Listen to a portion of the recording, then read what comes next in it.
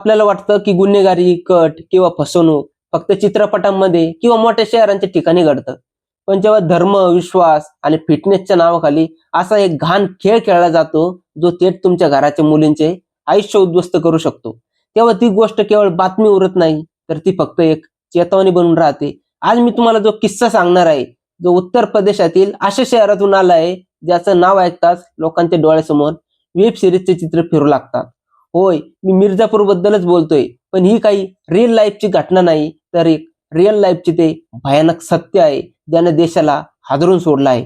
विचार करा, एक मुलगी आपली स्वप्न घेऊन स्वतःची फिटनेस सुधारण्यासाठी एका जिम मध्ये पाऊल ठेवती. तिला वाटतं की तिथे सुरक्षित आहे, पण तिला काय माहित होतं की ज्या ट्रेडमिल वरती धावत आहे, ती प्रत्यक्षात अशा एका शयंत्याकडे जात आहे, जिथून परतणं अशक्य होईल. ही घटना मिर्झापूरच्या एका प्रसिद्ध भागातून सुरू होते. इथं एक जिम उघडते. नाव ठेवलं जातं काझिम. ऐकायला खूप फॅन्सी आणि मॉडर्न, पण या नावामागे जो फुल फॉर्म लपला होता, तो होता ख्वाजा गरीब नाव एका पवित्र सुफी संताचं, ज्याच्या दर्ग्यावर लोक शांततेसाठी जातात. पण इथं या नावाच्या आड शांतता नाही, तर एक खोल षडयंत्र सुरू होतं.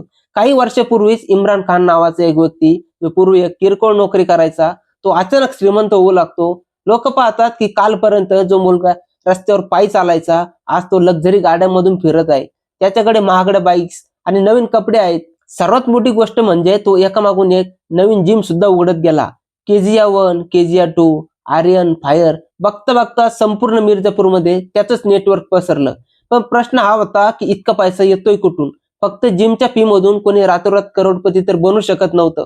लोकांना वाटलं कदाचित त्याचं नशीब चमकलं असेल, पण या झगमगाटामागे अंधार खूप खोल होता. या संपूर्ण सिंडिकेटचा मास्टर माइंड इम्रान खानच होता. त्याने विचार केला की आजच्या काळामध्ये तरुण पिढी आणि विशेषतः मुली सर्वात जास्त कुठे जातात? उत्तर होतं जिम. फिटनेसची क्रेज इतकी वाढत होती, म्हणून त्याने याच बिझनेसला शस्त्र बनवण्याचं ठरवलं. त्याने जिम मध्ये जे ट्रेनर्स ठेवले, ते कोणी प्रोफेशनल पदवीधर नव्हते, तर त्याचे स्वतःचे नातेवाईक आणि खास लोक होते. भाऊ अशफाकला जिमचं मालक बनवलं, साल्याला काउंटरवर बसवलं आणि बाकी मित्रांना ट्रेनर बनवलं. या सर्वांचा उद्देश शरीर कमावणं नसून टार्गेट सेट करणं हाच होता. टार्गेट कोण होतं? तर त्या मुली ज्या श्रीमंत घराण्यातील होत्या किंवा मध्यमवर्गीय कुटुंबातील महत्वाकांक्षी मुली होत्या. प्लॅन साधा पण भयानक होता. जेव्हा एखादी मुलगी जिम मध्ये यायची, तेव्हा आधी तिच्याशी मैत्री केली जायची. मॅडम, तुमचे पोस्चर चुकीचे आहे, मी तुम्हाला पर्सनल ट्रेनिंग देतो, तुमचा डाएट प्लॅन मी बनवून देतो, अशा गोड बोलण्याने सुरुवात व्हायची. हळूहळू हे प्रोफेशनल त्यांचं नाते वैयक्तिक होऊ लागायचे. नंबरची देवाणघेवाण व्हायची, व्हॉट्सअपवर चॅटिंग सुरू व्हायची आणि डाएट टिप्स पासून सुरू झालेली गोष्ट वैयक्तिक आयुष्यापर्यंत पोहोचायची.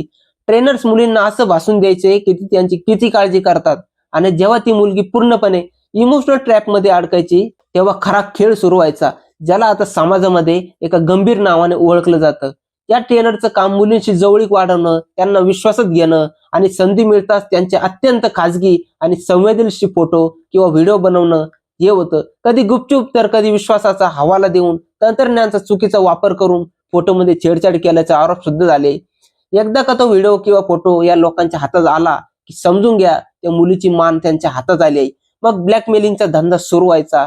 जर तू माझं ऐकलं नाही तर हा व्हिडिओ तुझ्या वडिलांना पाठवीन, फोटो व्हायरल करीन. मुली आपल्या इज्जतीसाठी घाबरायच्या आणि याच भीतीचा फायदा घेऊन हे लोक आपल्या मूळ हेतूवर म्हणजे धर्मांतरावर यायचे. मुलींवर दबाव टाकला जायचा की त्यांनी धर्म बदलावा. त्यांना सांगितलं जायचं की जर त्यांना लग्न करायचं असेल तर त्यांना बदलावे लागेल. हद्द तर तेव्हा झाली तेव्हा बातम्या आल्या की त्यांना वेगवेगळ्या ठिकाणी नेऊन त्यांचे ब्रेन वॉश सुद्धा केले जात होते. विचार करा, त्या मुलीची मानसिकता काय असेल, जी जिम मध्ये शरीर फिट करायला गेली होती, पण तिथं तिचे स्वातंत्र्यच कैद झालं. ती ना घरी सांगू शकत होती, ना पोलिसांकडे जाऊ शकत होती, कारण फोटो व्हायरल होण्याची भीती मनात होती. हा खेळ वर्षानुवर्ष सुरूच होता. पोलिसांच्या तपासामध्ये 50हून अधिक मुलींचे व्हिडिओ सापडले. 50 आयुष्य ही तर फक्त समोर आलेली आकडेवारी आहे. वास्तव त्याच्याहून भीषण असू शकते. पण म्हणतात ना, पापाचा घडा कधी ना कधी भरतोच. मिर्झापूरमध्येही तेच झालं. एका धाडसी मुलीने ठरवलं की आता पूर्ण झालं. तिने थेट पोलीस स्टेशनला न जाता UP सरकारच्या विमेन पॉवर लाईनवर 1090 वर कॉल केला. त्या एका कॉलने पोलिसांचे कान टोकारले. मुलीने रडत रडत सांगितलं की कसं जिम ट्रेनरने मैत्री करून फोटो काढले आणि आता तो धर्मांतरासाठी दबाव टाकतोय, पैसे मागतोय. पोलिसांना सुरुवातीला हे सामान्य प्रकरण वाटलं. जेव्हा तपास सुरू झाला तेव्हा समोर आलेल्या सत्याने पोलिसांचे सुद्धा होश उडाले. पोलिसांनी त्या मुलीला विश्वासात घेतलं आणि ऑपरेशन सुरू केलं. जेव्हा ट्रेनरला चौकशीसाठी बोलावलं तेव्हा तो सामान्य वागण्याचा प्रयत्न करत होता, पण त्याच्या मोबाईल मधील एका पासवर्ड प्रोटेक्टेड फोल्डरने सर्व गुपित उघडलं. त्या एका फोल्डरमध्ये डझनभर मुलींचे फोटो आणि एक व्हिडिओ होते. हे एक सिंडिकेट असल्याचं स्पष्ट झालं. एफ.आय.आर. दाखल होताच मिर्झापूरमध्ये खळबळ माजली होती. तपासामध्ये हे समजलं की फक्त एक जिम नाही तर 5 जिमचे नेटवर्क आहे आणि या सर्वांचं कनेक्शन इम्रान खान आणि त्याच्या कुटुंबाशी आहे. खरा ट्विस्ट तेव्हा आला तेव्हा समजलं की या गँगचे धागेदोरे दुबई आणि मलेशियापर्यंत जोडलेले आहेत. इम्रान खान वारंवार तिथे का जायचा? तपासात असं समोर आलं की या गँगला विदेशी फंडिंग मिळत होती. इम्रानच्या बँक खात्यात करोडो रुपयांचे व्यवहार सुद्धा सापडले. 4 वर्षामध्ये इतकी मालमत्ता, लक्झरी गाड्या आणि बंगला फक्त जिमच्या फी मधून येऊ शकत नाही. आणखी एक धक्कादायक गोष्ट म्हणजे पोलीस विभागातील हेड कॉन्स्टेबल इर्शाद खान याला सुद्धा अटक करण्यात आली. जो रक्षक होता तोच भक्षक बनला होता. पोलिसांनी चाहू बाजूंनी वेढा घातला. इम्रान खान दुबईला पळून जाण्याच्या फुल तयारीत होता. तिकीट बुक झालं होतं, पण युपी पोलिसांनी लुकआउट नोटीस जारी केली. दिल्ली विमानतळावर जेव्हा तो इमिग्रेशन काउंटरवर पोहोचला तेव्हा स्क्रीनवर अलर्ट झाला आणि त्याला ताब्यात घेण्यात आलं. मिर्झापूरमध्ये आणखी एका चकमकीत फरीद नावाचा ट्रेनर जखमी झाला आणि त्याला अटक करण्यात आली. पोलिसांनी आतापर्यंत इम्रान, अशफाक, इर्शाद, फरीद शेख, अली फैसल अशा 7 जणांना अटक केली आहे. इम्रानच्या संपत्तीची चौकशी केली असता 20हून अधिक बँक खातं सापडलं. त्याने जाणीवपूर्वक अशा भागात जिम उघडलं होतं तिथे तो मुलींना टार्गेट करू शकेल. आता हे 5ही जिम सील करण्यात आले आहेत आणि अवैध संपत्तीवर सुद्धा बुलडोझर चालणार आहेत.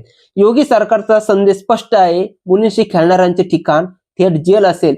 तपासात असंही समोर आलं की हे जाळं शेजारच्या जिल्ह्यामध्ये सुद्धा पसरलं होतं. मित्रांनो, हा किती मोठा धक्का आहे विचार करा. ही गोष्ट सांगण्याचा उद्देश कोणाच्या धर्माला टार्गेट करणं नसून तुम्हाला जागरूक करणं हाच आहे.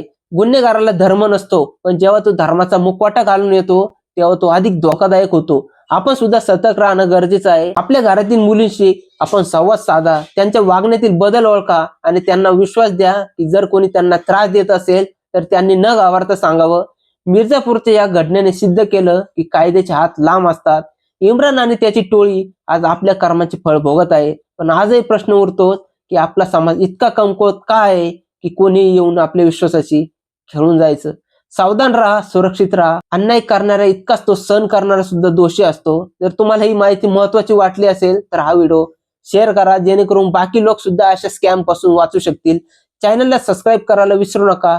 भेटूया पुढच्या व्हिडिओमध्ये. व्हिडिओ थोडा जरी आवडला असेल तर चॅनलला प्लीज सबस्क्राईब जरूर करा.